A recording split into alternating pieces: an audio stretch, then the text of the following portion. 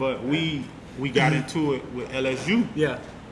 In the bowl game. Mm-hmm. Oh yeah. So people felt like, man, listen, these dudes don't have Coaker ain't got no control of the team.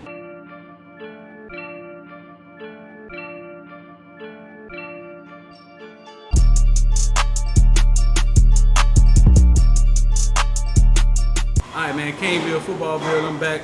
Me, man, Cyrim Wimbs right here, former Miami, former NFL player. First, shout out, man, to the member of the week. Member of the week, Darian Hunter. We appreciate you, bro. We appreciate all the members.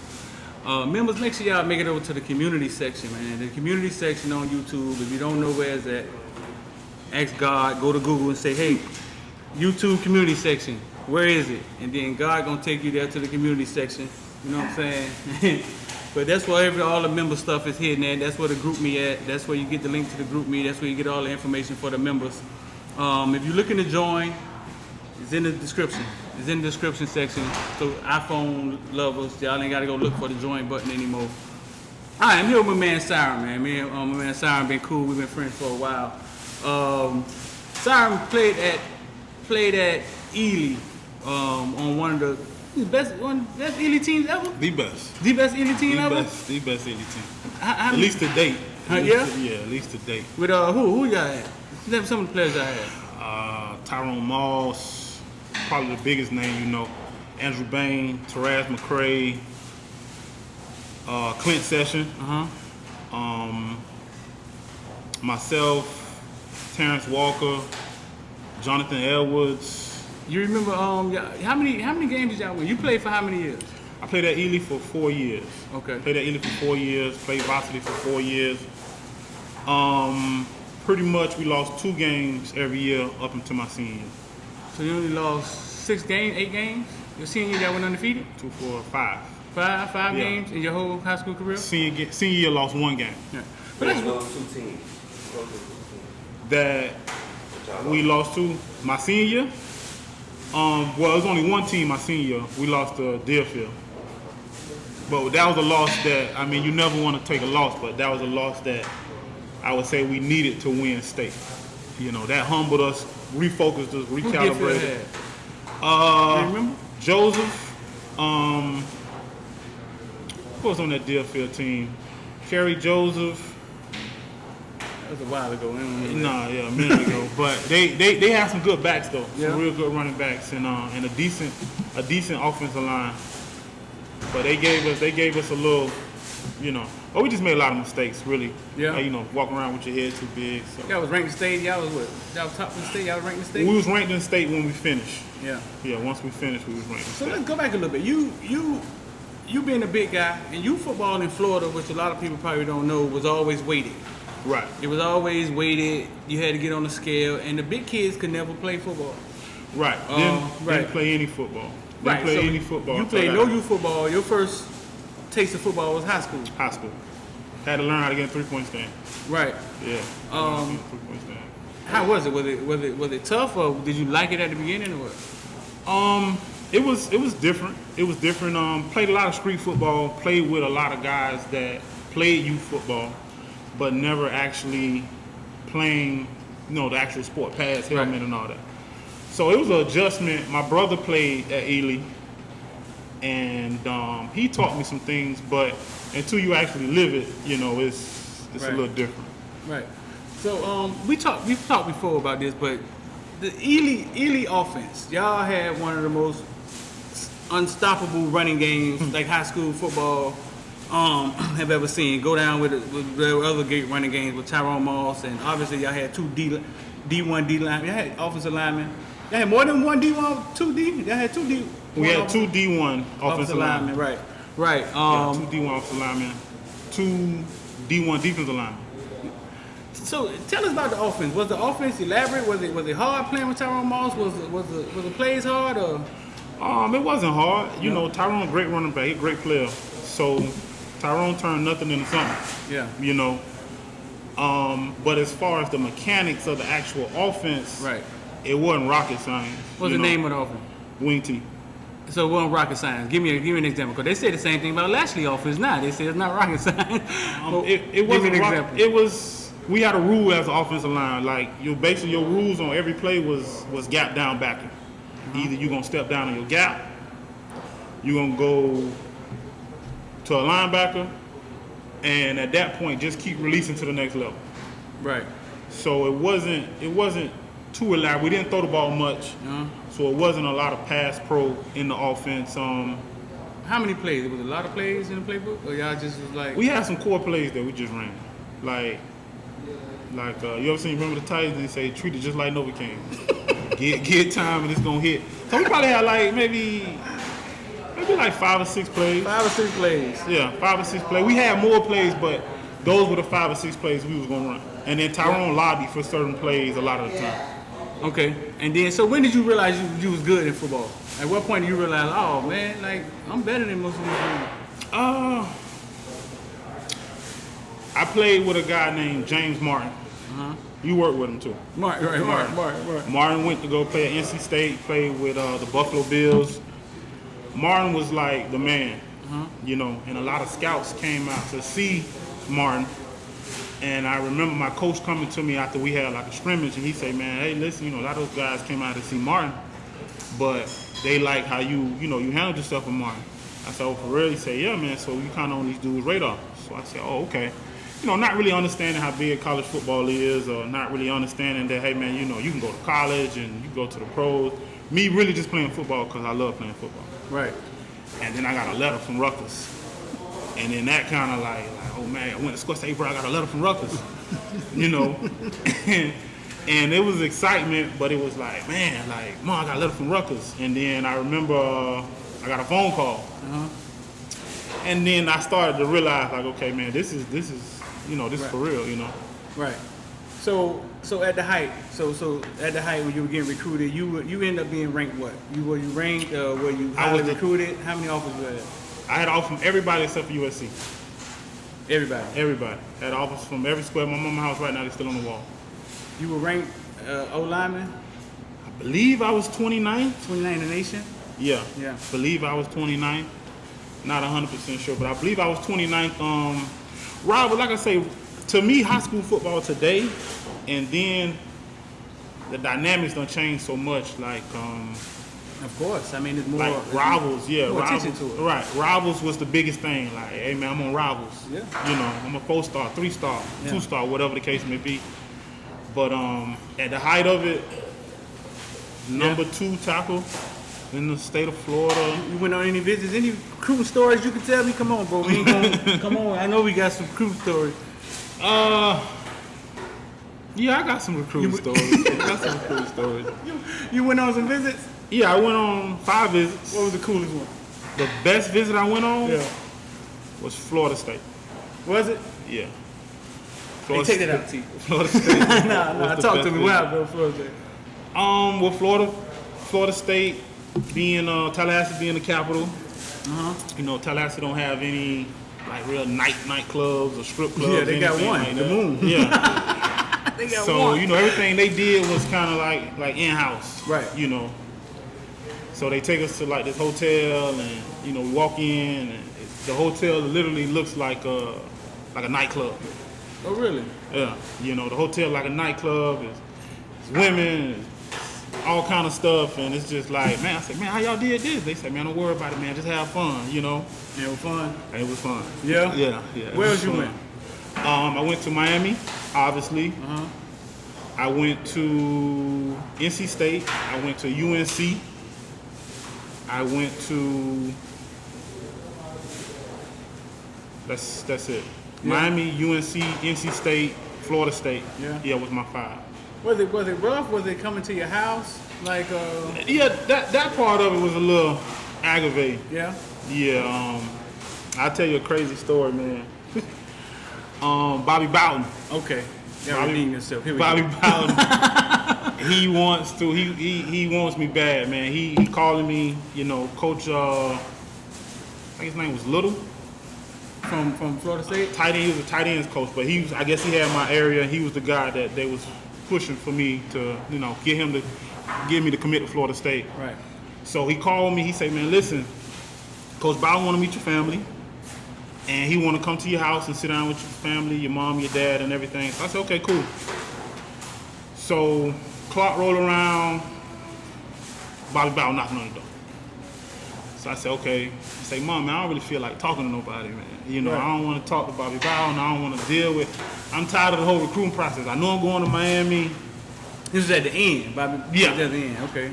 So they get out the car, they talking to me or whatever. I mean, they get out the car, they knocking on the door, but I keep telling my mom, I say, Mom, I don't want to talk.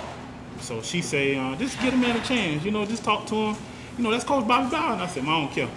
I don't want to talk to him. I don't want to, you know, get into all that. So they go back to their car, they call him a phone, I don't answer the phone. They call him a phone, I don't answer the phone. They get back out the car, they knock on the door.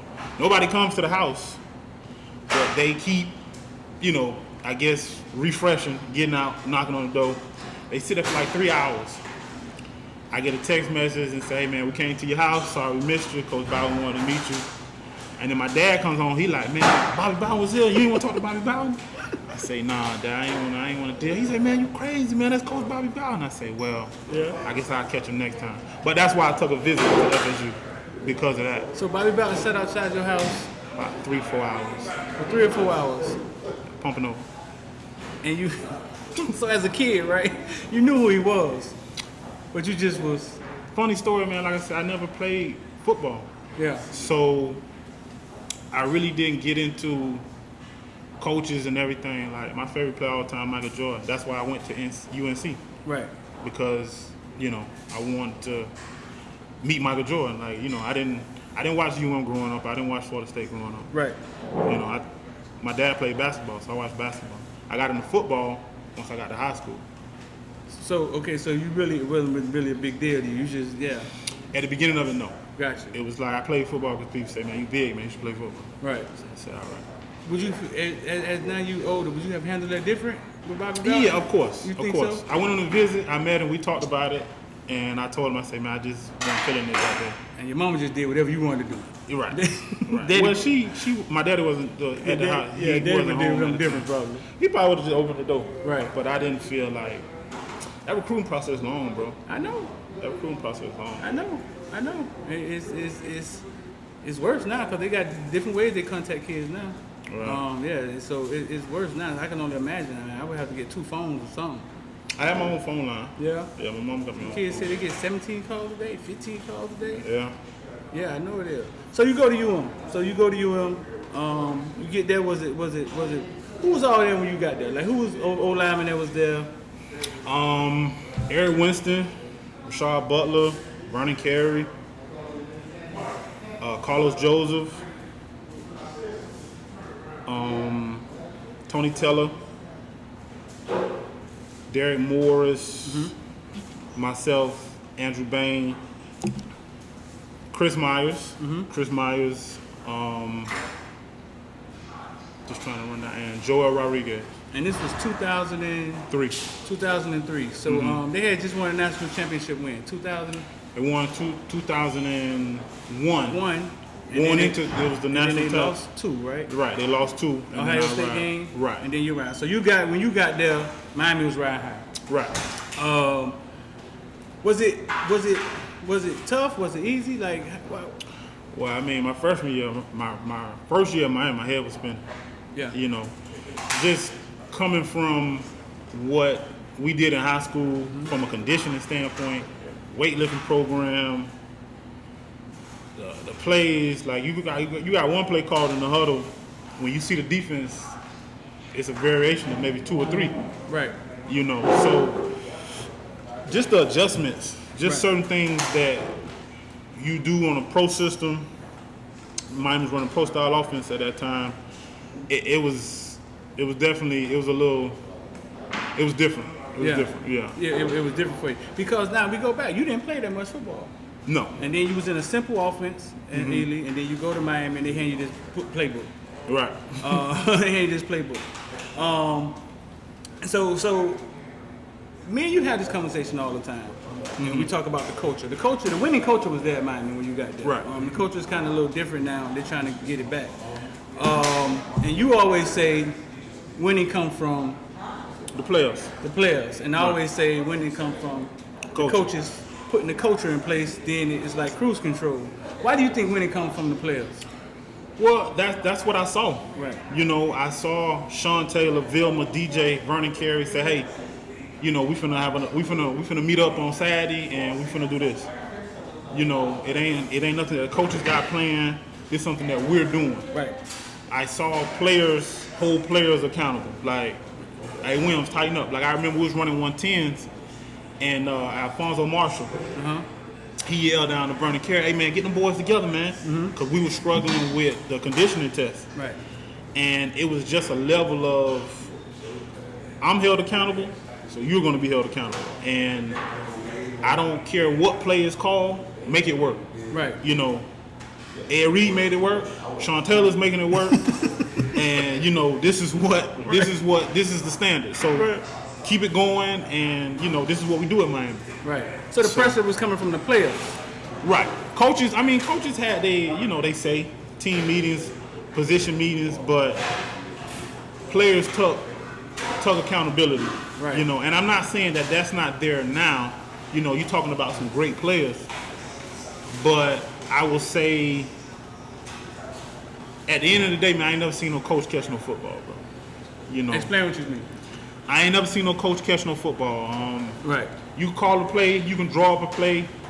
We could be on goal line and, okay, we got a one-man route. Right. Go make a play. Go make a play. You know, you the only guy we got to catch the ball. Everybody else blocking. Go make a play.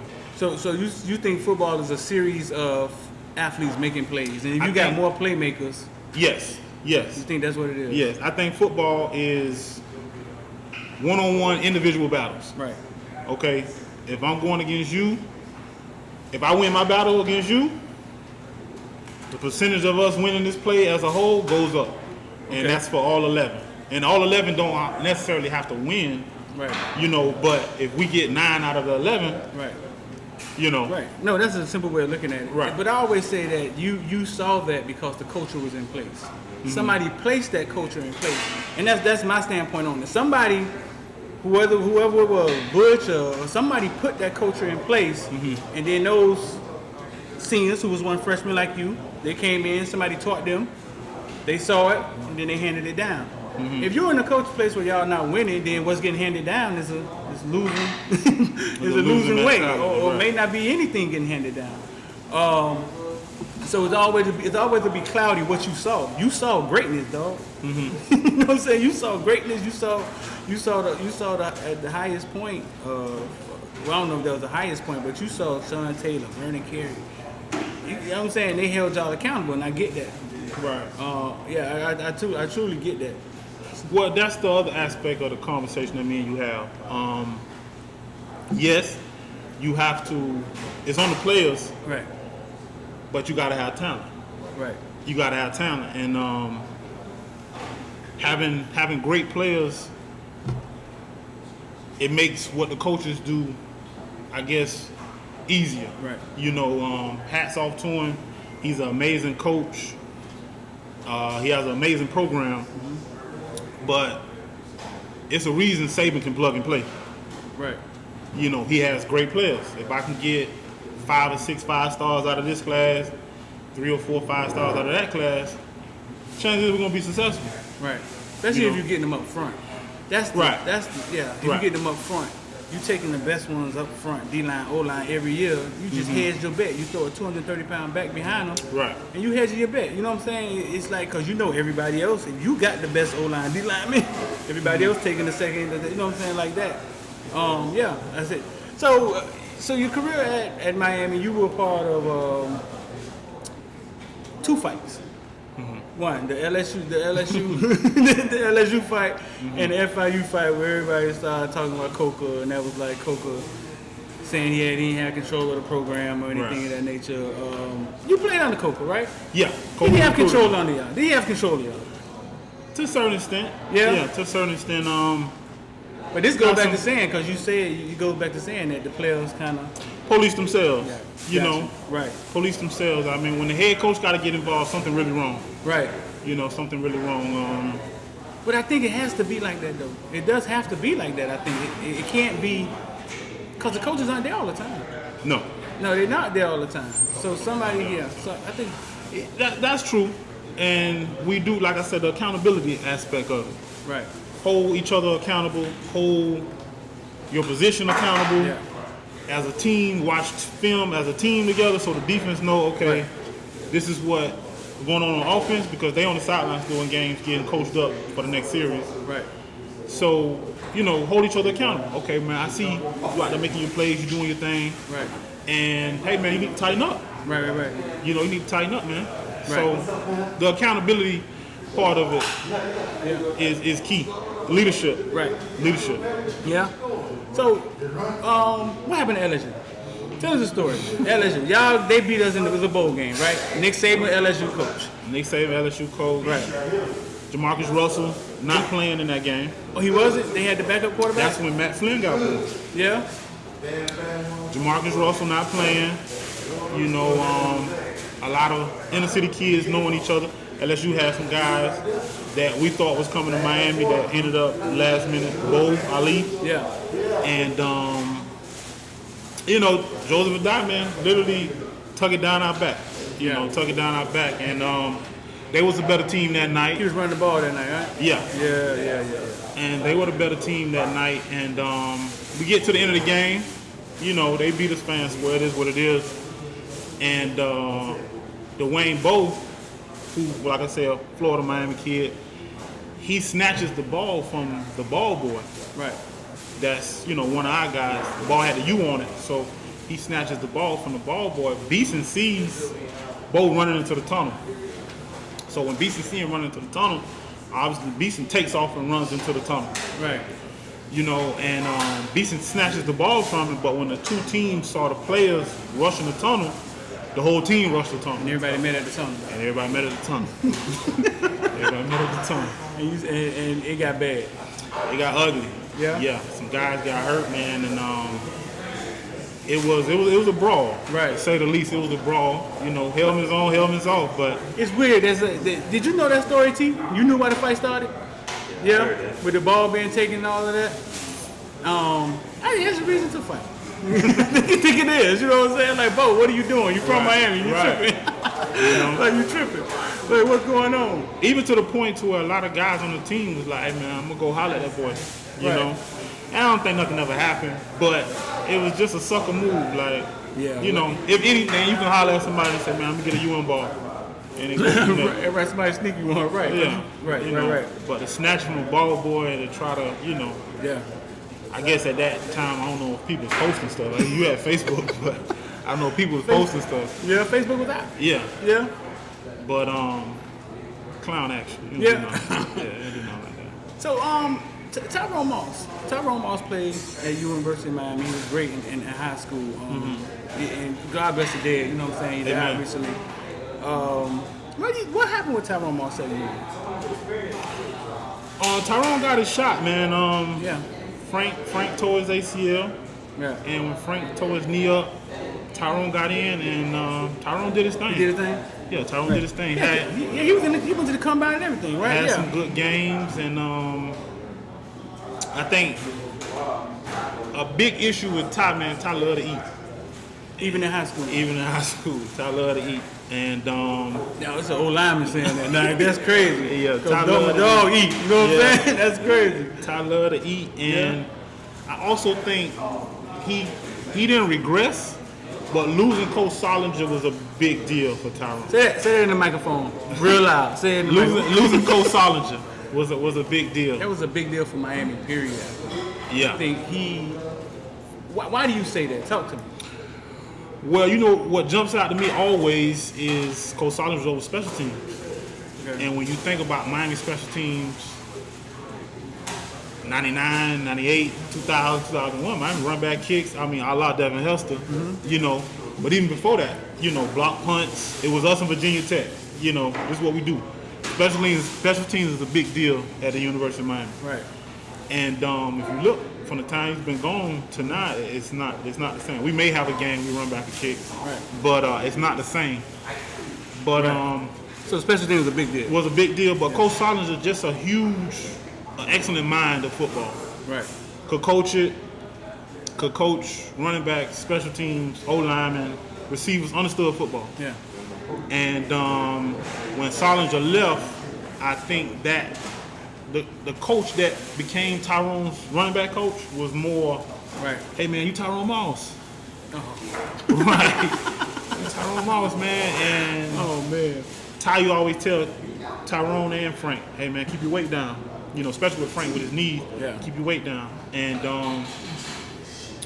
with him not being there, I don't think you had that mentor or that, hey man, listen, bro. That leadership. Edrin James, Frank Gore, Yeah. Willis McGahee, I done had them all. Now they tell me the same thing. Yeah, I had them all. So Yeah. you want to be great, this is what you need to do. Right. And I people think, listen to him. And Tyrone listened to him. But when he left, you know, I think that changed some of the dynamics with Tyrone, you know. You also played with Randy too, right? Played under Randy Shannon. Yeah, played under Randy Shannon. Who's ever in Randy Shannon doghouse? The doghouse they always talk about. Was it really a doghouse, big dog? I mean, you get in the doghouse with certain coaches, man. That's a big deal. That's a big deal. Man, I mean, me and Coach Shannon didn't see eye to eye on some things. Yeah. You know, and this was before he was the head coach. Right. We didn't see eye to eye on certain things, but you know, it is what it is. Right. I mean, he was the head coach. That's your situation. Deal with it. Yeah. You know, but he was. You know, Coach Shannon was a different kind of guy. Yeah? Yeah, he's a different kind of coach. Any- Listen, he's a great defensive coordinator. Right. I don't think he's a head coach. No. Well, he never got a chance to be a head coach again. I think Central Florida could have had a chance to hire him this time. I don't know if he went out for the job, but he never been a head coach again since then. I don't really think it's something that he want to do. Right. I don't think it's something that he want. I think he got a sip of the water and was like, man, listen, I want to be up in my box, Yeah. call my plays. In my comfort zone. In my comfort zone, this is what I do. Right. I'm good at it. And Coach Shannon is a bit of a realist. Yeah. Hey, listen, you can't do it, you can't do it. Right. You know, he kind of, you know, I'm a big time Patriot fan, but he kind of showed that dynamic of don't ask a player to do something he can't do. Right. Unless you have to. You know, listen, you a pass rush in, put you in on third down. Right. You know, first and second down, you might get ran off the ball. Yeah. But, you know, in college football, sometimes you have to do that because you don't have the depth. Right. But don't ask a guy to do something he can't do. Right. You know, I think Belichick does a great job of that. I think Coach Shannon did a decent job at that, like, you know, Right. working with the parts that he had. Any Randy Shannon stories? You know what? We're gonna come back with the Randy Shannon stories, man. Listen, man, y'all make sure y'all like and share. And join, man. It's in the description, man. Join Caneville. Me and my big man Williams. We'll be back. Hey man, make sure y'all go follow us on Instagram, Footballville Nation, and Twitter at Footballville, and Caneville 305 on Instagram. Go follow the Caneville Twitter, man. And get up with us in the morning, man. We got a morning show going out Monday through Friday. YouTube, Footballville. I'm out. All right, man. We back with man Cyrim Wimbs. So we was talking about Randy Shannon. So any stories, man, from the Randy era? Or?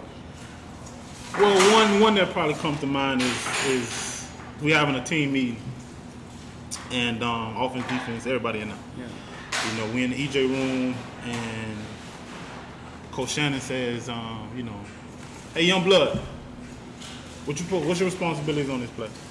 Young blood, tell him responsibilities. We roll the film, and maybe young blood don't do necessarily what he's supposed to do or up the, you know, the standards for Right. Coach Shannon. So Coach Shannon looked at me and say, hey, Wimbs, what you think we should do about it? You think we can win with young blood playing like that? And as a friend, I'm like, come on, that's my dog. You know, young blood, me and young blood, good to this day. Right.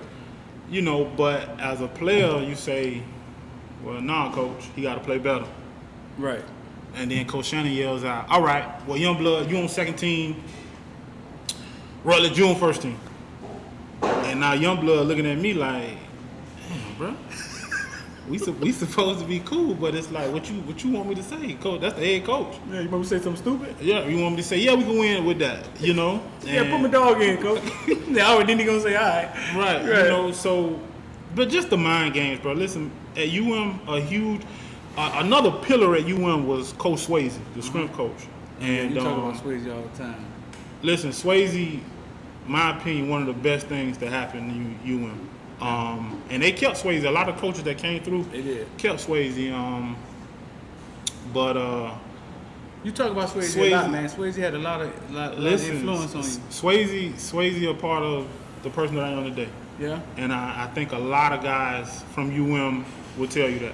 yeah. Yeah. Every blue moon I try to text him, man, and say, hey, man, what's going on? You know, but Swayze, I think he at FIU now. Is he? I think he at FIU. Huh? You're a Butch, yeah? Yeah, he at FIU, but Swayze, I mean, you seen Ed Reed invited him to his Hall of Fame speech. Right. So that tells you a lot.